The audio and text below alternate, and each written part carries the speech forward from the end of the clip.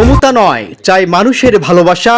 সিরাজগঞ্জ ৩ রায়গঞ্জ তারা সলঙ্গার মাঠে ঘাটে আজ উচ্চারিত একটি নাম, ইঞ্জিনিয়ার কামাল হোসেন। এই প্রতিবেদনে আমরা জানাবো তার সংগ্রামের গল্প, ভবিষ্যৎ স্বপ্ন আর মানুষের জন্য তার অঙ্গীকার। চলুন শুরু করা যাক।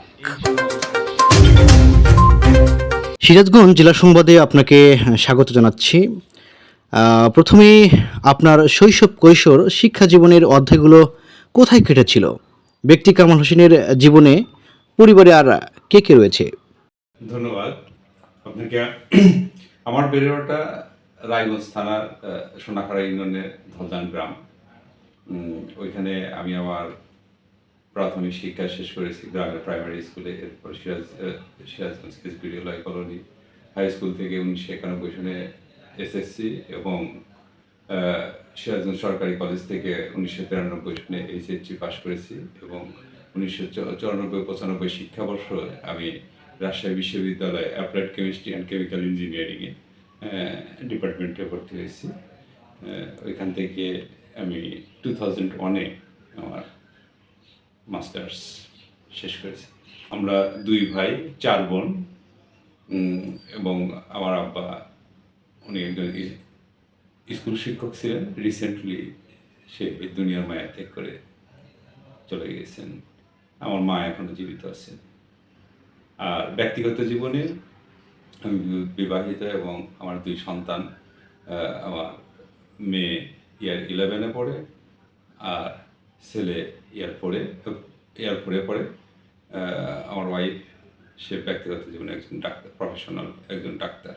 শৈশবে যদি কিছু বদলানো যেত তাহলে আপনি কি বদলাতেন? আসলে বদলাতে আমাদের সমাজ ব্যবস্থায় অনেক কিছুই তো বদলানোর স্বপ্ন দেখি। যদি বদলানো যেত, আমি মনে করতাম যে কিভাবে মানুষকে শিক্ষিত করা যায়, কিভাবে মানুষের অর্থনৈতিক মুক্তি ঘটানো যায়, কিভাবে যোগাযোগ ব্যবস্থার উন্নত করা যায়, কিভাবে ইনফ্রাস্ট্রাকচার ডেভেলপমেন্ট করা যায়। এবং গ্রামের আমার বেড়ে ওঠাটা একটা অজপাড়া গায়ে, যেখানে এখনো আসলে বৃষ্টি হলে পরে জুতাটা হাতে নিয়ে যেতে হয়। তো এদের ভিতর যদি একটু আধুনিকতার ছোঁয়া পৌঁছাইতে পারতাম, এদের যদি ভাগ্যের পরিবর্তন করতে পারতাম, এটাই আমার স্বপ্ন, এখনো দেখি। আপনার রাজনৈতিক জীবনের সূচনাটা কেমন ছিল? কিভাবে, কোন অনুপ্রেরণায় আপনি রাজনীতিতে প্রবেশ করলেন? আসলে সবসময় আমি স্বপ্ন দেখি মানুষের জন্য কিছু না কিছু করার। আর এটার জন্য ব্যক্তির সামর্থ্যের চেয়ে আপনি যদি যে কোনো একটা প্ল্যাটফর্মে থাকেন, সেটা সবচেয়ে ভালো, যে তাহলে কাজটা আপনার ইজি হয়ে যায়। রাজনীতিটা আমি মনে করি, এটা আমার ব্যক্তিগত মতামত, এটা সেই প্ল্যাটফর্ম।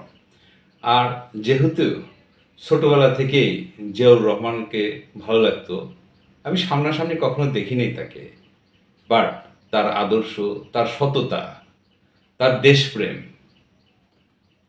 এটা এত ভালো লাগতো। যতদিন বেঁচে আছি তার আদর্শ এবং দেশপ্রেম এটা বুকে ধারণ করেই থাকবো ইনশাআল্লাহ। ছাত্র জীবনের রাজনীতির অধ্যায়টা আপনার কেমন ছিল?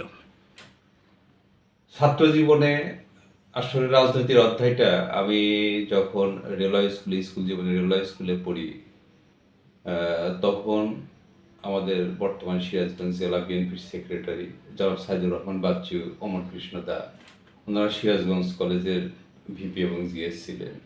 সাথে আরও ছিল রানা ভাই, রাজু ভাই। এদের মাধ্যমে একদিন রেলওয়ে স্কুলে একদিন বৈঠক হয়।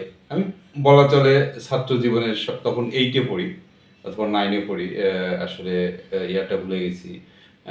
তখন রাজনীতির প্রথম যে দাওয়াতটা, ছাত্র রাজনীতি, এটা আমি ওনাদের মাধ্যমেই, বিশেষ বাচ্চু ভাইয়ের মাধ্যমে, এটা আমি প্রথম রাজনীতির দাওয়াতটা আমি পাইছি।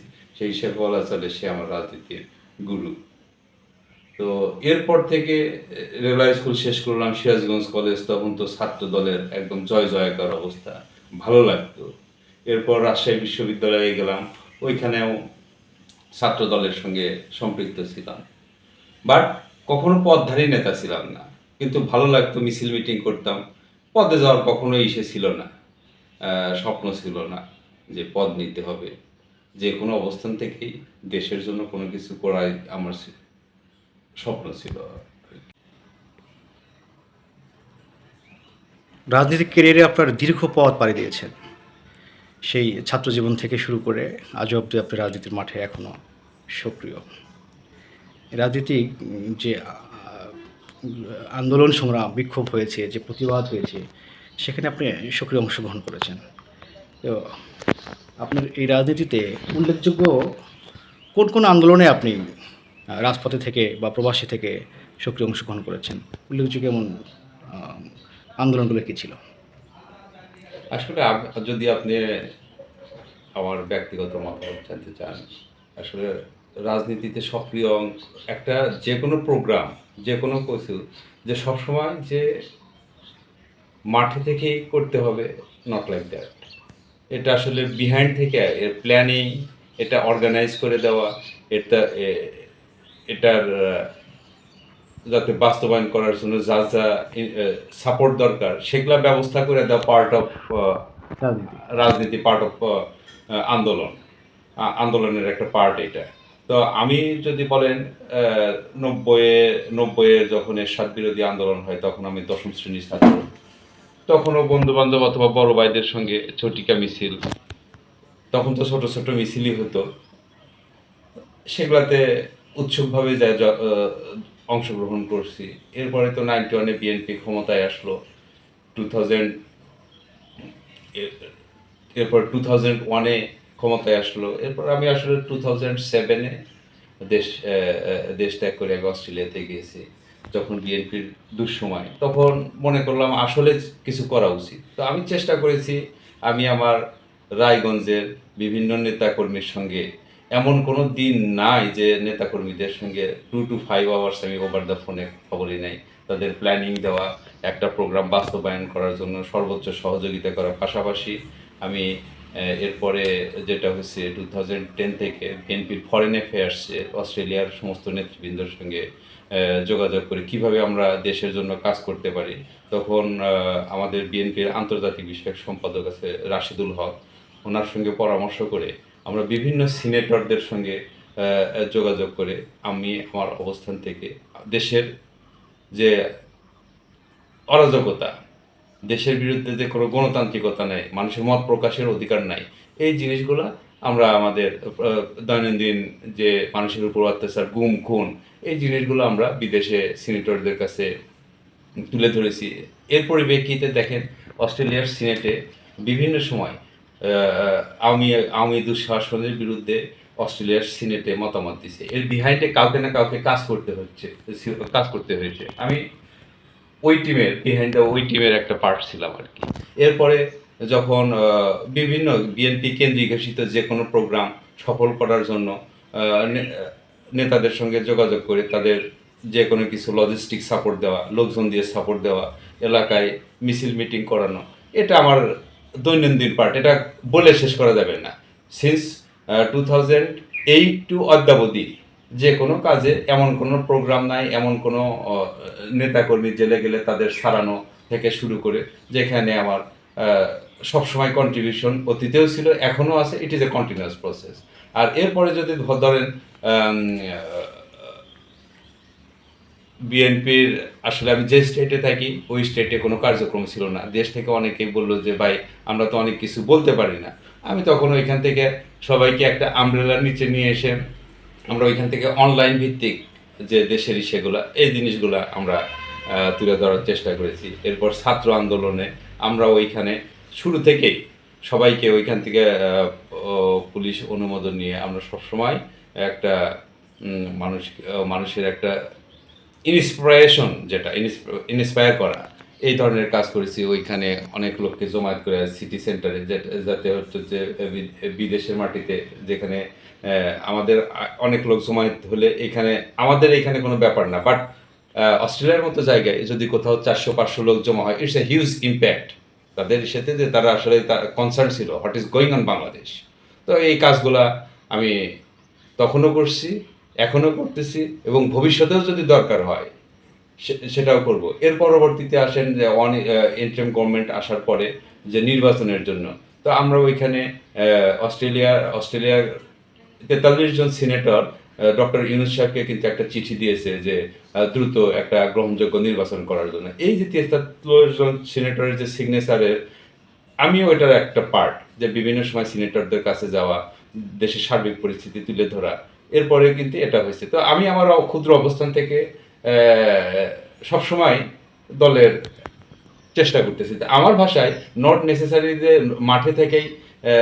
মাঠে থেকেই আন্দোলন করলে যে সক্রিয় আন্দোলন, এটাও আমি মনে করি সক্রিয়তার একটা অংশ। এবং এই বিএনপির এই দুর্দিনে আমার মতে যে আমার গরিব নেতাকর্মী অথবা পলাতক নেতাকর্মীকে যে এক গ্লাস পানিও খাওয়াইছে, আমি মনে করি, অথবা এক রাতে ঘুমাইতেও দিছে, আমি মনে করি দে আর দ্য পার্ট অফ এই আন্দোলনের, তারাও একটা পার্ট। রাজনীতিতে বহু নেতার জন্ম হয়, আবার রাজপথ থেকে অনেকে হারিয়েও যায়, অনেকে আবার স্বার্থান্বেষী যে রাজনীতি করে, জনগণ বান্ধব না এমন রাজনীতিও করে। তো সিরাজগঞ্জ 3 আসনে আপনার যে রাজনীতিক যে প্রেক্ষাপট, এটা একটা ত্যাগী তালিকায় লিপিবদ্ধ হয়ে আছে জনগণের কাছে, নেতাকর্মীদের কাছে। তো আমার প্রশ্ন হলো, বিএনপির দুঃসময়ে আপনি কিভাবে দলের পাশে ছিলেন? আসলে যদি বলেন মাই পয়েন্ট অফ ভিউ, যে যখন আমি দেখতাম আসলে যখন চরম দুরবস্থা আমাদের রায়গঞ্জের নেতাকর্মীরা একদম অসহায়, ওইরকম পাশে দাঁড়ানোর কেউ নাই, তো তখন আমি আসলে চিন্তা করলাম যে এদের আসলে একটা মোরালি এদের এনকারেজ করা উচিত। এদের যদি একটু সবসময় সাহস দেওয়া যায়, তাহলে এরা সাহসিত হবে।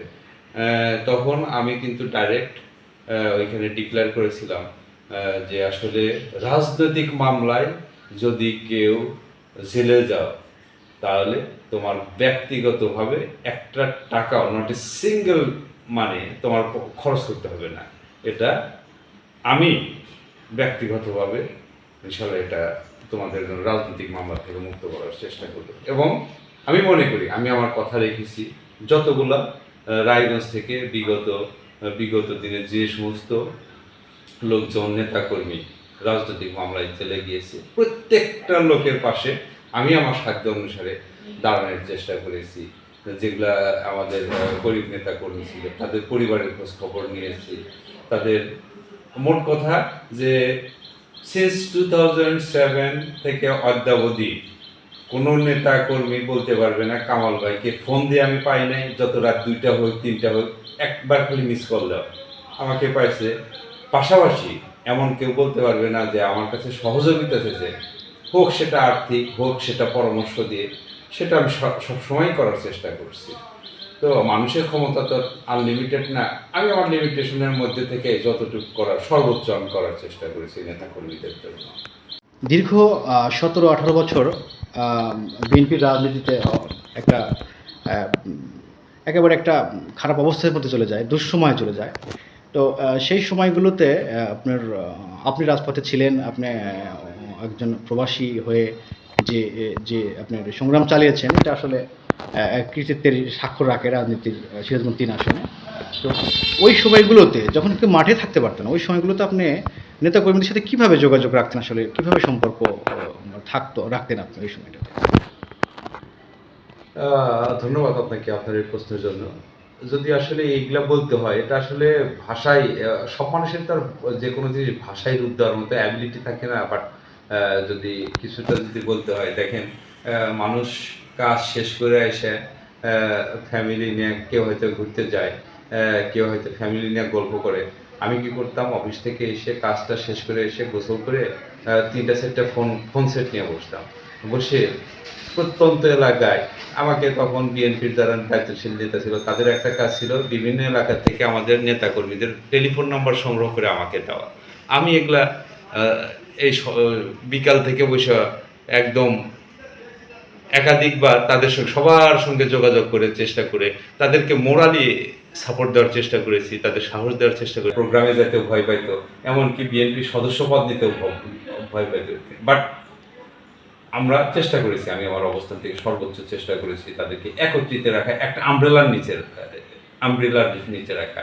এই জন্য আমি মনে করি যে কোনো ইস্যুর চেয়ে রায়গঞ্জের বিএনপি অনেক শক্তিশালী ভূমিকা রয়েছে আন্দোলন সংগ্রামে। বিগত 17 ইয়ার্সের যে আন্দোলন সংগ্রামে প্রত্যেকটাই তাদের সরব উপস্থিতি ছিল, কারণ তাদের একটা ইসে ছিল, যে সাহস ছিল যে না, সমস্যা নেই, আমাদের ভাই আছে। পাশাপাশি যে যেখানেই যাক আমি তাদের খোঁজ খবর নিতাম, তারা কিভাবে যাবে ওইখানে সেটার সার্বক্ষণিক একটা তত্ত্বাবধান করতাম। তো সব কিছু মিলাই এটা তো দলতে আসলে একজনের সহযোগিতা হয় না, আমি সবাইকে এনকারেজ করার চেষ্টা করছি এবং একটা আমব্রেলার নিচে শক্তিশালীভাবে রাখার চেষ্টা করেছি। এখানে আমি মনে করি যে বিগত আওয়ামী দুঃশাসনের সময় নেতাকর্মীদের যেভাবে অপমান অপদস্থ করা হয়েছে, তো আমি মনে করি যে এই দিনটা যেন রায়গঞ্জের লোককে অথবা বাংলাদেশকে আর কখনোই এই দিনটার সম্মুখীন না হতে হয়। এই সহজ সরল মানুষগুলোকে যেন আর কোনো অপদস্থ না হতে হয়। এবং আমার এটা চাওয়া থাকবে দলের হাইকমান্ডের কাছে, যাতে এমন একজন নেতা রায়গঞ্জ তারা সে যাতে নির্বাচিত তারা করেন, যাকে মানুষকে সম্মান করতে হবে, সম্মান করতে পারে, এরকম একটা গ্রহণযোগ্য লোক যেন রায়গঞ্জ তারা। দলীয় ঐক্যের দিক থেকে রায়গঞ্জ তারা সলঙ্গা রাজনীতি আপনাকে কেমন দেখছেন? আপনাদের যে সাংগঠনিক যে শক্তি, যে দলীয় যে ঐক্য, সেই ঐক্যটা আপনাদের এখানে কেমন মনে করছেন? আসলে বিএনপি একটা অনেক বড় দল, এখানে আসলে নেতৃত্বের একটা প্রতিযোগিতা থাকবেই। বাট দলের ঐক্যের ব্যাপারে যখন ম্যাডাম খালেদা জিয়া অথবা ভারপ্রাপ্ত চেয়ারম্যান জনাব তারেক রহমান সাহেব, অথবা আমাদের উত্তরবঙ্গের সিংহপুর বিএনপি স্থায়ী কমিটির মেম্বার যারা ইকবাল হাসান মাহমুদ টুকু ভাই, এনারা যখন কোনো নির্দেশনা দিবেন, আমি মনে করি না যে এখানে ঐক্যের কোনো সমস্যা হবে। এখানে মানে রাজনীতির নেতৃত্বের প্রতিযোগিতা থাকলেও ঐক্যের ব্যাপারে আমরা সবাই একমত, এবং বিএনপির ব্যাপারে ধানের শীষের ব্যাপারে সবাই একমত। রায়গঞ্জ তারা সলঙ্গা অর্থাৎ সিরাজগঞ্জ 3 আসনে এখানে যারা দলীয় মনোনয়ন প্রত্যাশী, তারা রাজপথ থেকে উঠে এসেছে, তারা আন্দোলন সংগ্রাম করেছে। মোট কথা আমরা যদি বলতে যাই যে রায়গঞ্জে কিন্তু একেবারে যোগ্যতম প্রার্থী অনেক আছে। সেখান থেকে আপনি এই যে বিএনপির প্রার্থী দলীয় মনোনয়ন যে দৌড়, এই জায়গাতে আপনার আসলে অবস্থান কোথায় বলে আপনি মনে করেন? ধন্যবাদ আপনাকে প্রশ্নের জন্য। আসলে আমার অবস্থানটা কোথায়, এটা আমার চেয়ে এটা সবচেয়ে ভালো বলতে পারবে রায়গঞ্জ তারা সলঙ্গার নিপীড়িত নির্যাতিত নেতাকর্মীরা, যে হোয়ার ইজ মাই পজিশন। তো সেক্ষেত্রে আমি বলবো যে জনগণই এর উত্তর দিবে, পাশাপাশি দলের হাইকমান্ড এটা বিবেচনা করবে যে আসলে মনোনয়নের দৌড়ে কে কতটুকু এগানো, এবং যদি জনসমর্থনের বেসিসে হয়, আশা করি যে তারা যোগ্য লোককে মনোনীত করবে ইনশাআল্লাহ। সেখানে আপনি কতটা আশাবাদী? আশাবাদী এটা আসলে বলা বলা বলা বলা খুব ডিফিকাল্ট। তবে আমি আমার বিগত দুর্দিনে আমি আমার সর্বোচ্চ এফোর্ট দিয়ে নেতাকর্মীদের পাশে থাকার চেষ্টা করেছি, তাদেরকে সহযোগিতা করার চেষ্টা করেছি, দলকে সুসংগঠিত রাখার চেষ্টা করেছি, কেন্দ্র ঘোষিত প্রোগ্রামগুলো সফল করার জন্য চেষ্টা করেছি। তো সেক্ষেত্রে মানুষ তো আশা করতেই পারে, এটা তো, কিন্তু সিদ্ধান্ত নেওয়ার এখতিয়ার জনগণ এবং দলের হাইকমান্ডের। এক্ষেত্রে এতটুকুই আমি বলবো যে আমরা কেউ ওই রকম হাইলি আশাবাদীও না, আবার যে নিরাশ, নট লাইক দ্যাট। সিরাজগঞ্জ 3 আসন থেকে আপনার সাধারণ জনগণ, দলীয় নেতাকর্মী এবং টপ যে কেন্দ্র থেকে অথবা তারুণ্যের অহংকার তারেক রহমান সিদ্ধান্ত আপনাকে দিল, দলীয় মনোনয়ন আপনি পেলেন এবং আপনি এমপি নির্বাচিত হলেন।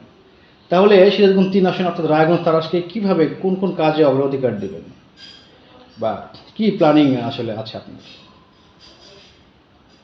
আসলে দেখেন, এটা প্ল্যানিং প্ল্যানিং যেটা, এটা হলো যে মানুষ কিছু কিছু বেসিক পয়েন্ট আছে কোনো কিছুর ডেভেলপমেন্টের জন্য। যে রায়গঞ্জ, তারা, সলঙ্গা, এটা একটা কৃষি অধ্যুষিত এলাকা। মানুষের এখানে প্রচুর ধান উৎপাদন হয়, শস্য উৎপাদন হয় এবং এখানে মাছ উৎপাদন হয়।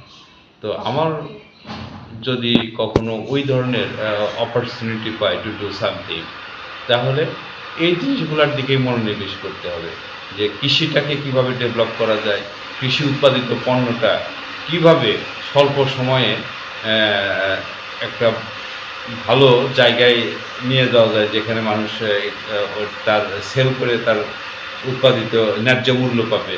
পাশাপাশি বেকার সমস্যার সমাধান, যেটা আমাদের হিউজ একটা ইয়াং জেনারেশন, তারা ফ্রাস্ট্রেটেড, তাদের বেকার সমস্যার সমাধানটা কিভাবে করা যায়। আর এগুলার পাশাপাশি রোডঘাট ইনফ্রাস্ট্রাকচার ডেভেলপমেন্ট না হলে আসলে শিক্ষার শিক্ষা খাতে তাদের আধুনিক শিক্ষায় কিভাবে শিক্ষিত করা যায়। এখন যুগোপযোগী শিক্ষা, অর্থাৎ যার যেটা not necessary academically highly qualified হতে হবে, বাট যেটা এখন একজন রাজমিস্ত্রি, তাকে ওইভাবে প্রপার ট্রেনিংয়ের ব্যবস্থা করে। একজন কাঠমিস্ত্রি, সে যেন তার ওইরকম একটা প্রপার ট্রেনিং পায়। এখন তাছাড়াও মানুষ ঘরে বসেও এখন অনেক কিছু করতে পারে। এই জিনিসগুলা মোট কথা যে অর্থনৈতিক স্বাবলম্বী, ইনফ্রাস্ট্রাকচার ডেভেলপমেন্ট, বেকার সমস্যার সমাধান, কৃষিপণ্য যেগুলো উৎপাদিত হয় দ্রুত, সেটা একটা ভালো একটা মার্কেট তারা তো পায়। সেই জিনিসগুলোই আমার মূল লক্ষ্য থাকবে। সেই জিনিসগুলো যাতে আমরা ডেভেলপ করতে পারি। আপনি একজন প্রবাসী, অস্ট্রেলিয়া প্রবাসী। তো প্রবাসীদের ক্ষেত্রে অর্থাৎ তরুণদেরকে বহির্বিশ্বের প্রবাসী হওয়ার ব্যাপারে বা যে রেমিটেন্স যোদ্ধা হিসেবে এই বিষয়ে কি কোনো পদক্ষেপ থাকবে কিনা? সেটা তো অবশ্যই থাকবে। যেহেতু আমি দীর্ঘদিন দেশের বাইরে আছি, আমরা জানি যে আসলে বিদেশে কোন কাজগুলোর ডিমান্ড এবং তারা কি চায়। তো আমি অবশ্যই চেষ্টা করব সেইভাবে একটা প্রপার ট্রেনিং দিয়ে আমাদের যে দক্ষ জনশক্তি, আমাদের ইয়াং জেনারেশন আছে, এদের ভিতর থেকে তাদেরকে এই জিনিসগুলো প্রোভাইড করার চেষ্টা করবো ইনশাআল্লাহ। আপনি যদি সিরাজগঞ্জ ৩ আসন থেকে রায়গঞ্জ তারা সলঙ্গা থেকে দলীয় মনোনয়ন না পান, আপনাকে দেওয়া হলো না, অন্য কোনো প্রার্থীকে দেওয়া হলো, অন্য কাউকে দেওয়া হলো, সেই ক্ষেত্রে আপনি যদি মনোনয়ন না পান তখন আপনি কি করবেন, বা আপনি তখন কি করার আছে, আসলে কি করবেন আপনি? ধন্যবাদ আপনাকে, আপনি অনেক প্রশ্ন করেছেন। আসলে আমার একটা পার্সোনাল ওপিনিয়ন, কেউ যদি শুধু এমপি হওয়ার জন্য রাজনীতি করে, বিএনপির রাজনীতি করে, এটা আসলে তার রাজনীতি না করাই ভালো। আমি আসলে রাজনীতি করি জিয়াউর রহমানকে ভালোবেসে, তার আদর্শ সততাকে ভালোবেসে, ম্যাডাম খালেদা জিয়াকে ভালোবেসে, তার দৃঢ়তা, দেশপ্রেম ভালোবেসে, জনাব তারেক রহমানের সাংগঠনিক দক্ষতা, তার দেশপ্রেম দেখে রাজনীতি করি। আসলে দলের সিদ্ধান্তই, আমি যদি একটা দল করি, this is the basic fundamental, যে দলের নেতৃত্ব এবং দলের কমান্ড মেনে চলা, নেতার কমান্ড মেনে চলা। সেক্ষেত্রে দল যাকেই মনোনয়ন দিবে, আমি আমার সর্বশক্তি দিয়ে তার পিছনে থাকার চেষ্টা করব। আসলে ধানের শীষ যার হাতে, আমরা তার, নাথিং এলস। এর বাইরে যাওয়ার কোনো সুযোগই নাই, এটা কখনো চিন্তাও করি না। সিরাজগঞ্জ ৩ আসনে রায়গঞ্জ তারা সলঙ্গার জনগণ, নেতাকর্মী এবং আপনার যারা ভক্ত সমর্থক রয়েছে, তাদের উদ্দেশ্যে আপনার কি বার্তা আছে, কি বলার আছে? আমি জনগণ এবং নেতাকর্মীদের উদ্দেশ্যে একটাই বলবো, তোমার নিজের কাজ শেষ করার পরে যদি একটু স্পেয়ার টাইম থাকে, রাজনীতি করো, সমাজ গঠনে ভূমিকা রাখো। যে যেখানেই আসো, তার সমাজটাকে বদলে দেওয়ার চেষ্টা করি। একটা কথা বলে আমি শেষ করব, সেটা হচ্ছে যে আমরা যে যেখানেই সমাজটাকে পেয়েছি, মৃত্যুর আগে যেন তার চেয়ে একটু ভালো করে দেওয়ার চেষ্টা করতে পারি, যে তার চেয়ে একটু ভালো করতে পারি। তা না পারলেও আমার সমাজের এবং যে এলাকার যুবকদেরকে যেন পথ দেখাইতে পারি, যাতে আমি না পারলে পরবর্তী প্রজন্ম যেন সেই পরিবর্তনটা করতে পারে। এবং এভাবে যদি আমরা ব্যক্তিগতভাবে চেষ্টা করি, সামগ্রিকভাবে চেষ্টা করি, তাহলে এক সময় না এক সময় এলাকার পরিবর্তন হবেই। আমি আসলে রায়গঞ্জ তারা সলঙ্গাকে একটা আদর্শ, একটা মডেল এলাকা হিসাবে বাংলাদেশে দেখতে চাই, যেটাকে মানুষ একজন যদি ভালো মানুষ হয় তার যেমন উদাহরণ সবাই দেয়, তো এই এলাকাটাকে যেন বাংলাদেশের অন্যান্য রাজনীতিবিদরা এই এলাকাটাকে মডেল হিসেবে বলতে পারে, সেই স্বপ্ন আমার সবসময়, এখনও দেখি, ভবিষ্যতেও দেখব, এবং যতদিন বেঁচে আছি ততদিন দেখব। এবং আমি না করতে পারলেও পরবর্তী প্রজন্মের ভিতরে এই জিনিসটা আমি উদ্বুদ্ধ করার চেষ্টা করব, এলাকার পরিবর্তন, সমাজের পরিবর্তন। জনগণের কাছে আমার প্রত্যাশা যে আমি আপনাদেরই সন্তান, রায়গঞ্জে বেড়ে ওঠা সন্তান।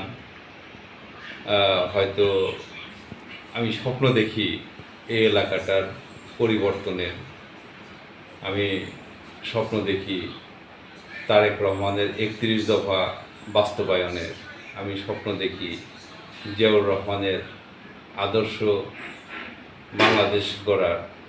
আমি এরই একজন ক্ষুদ্র কর্মী, আপনাদেরই সন্তান কামাল হোসেন। তো আমি আশা করব যে এই অপরচুনিটিটা আমাকে দিবে, আমি যেন ভবিষ্যতে আপনাদের পাশে থাকতে পারি, আপনাদের সুখ দুঃখের অংশীদার হতে পারি।